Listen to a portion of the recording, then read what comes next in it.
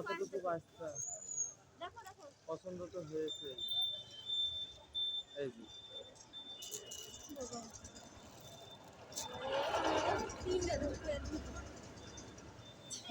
আমার মতো তিনজন ঢুকবে এর ভিতর।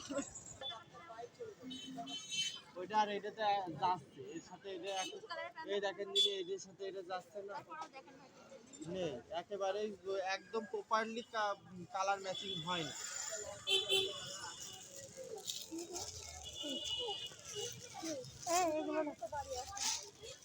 তোমার পায়ে আছে না এরকম যেহেতু গেল বাচ্চা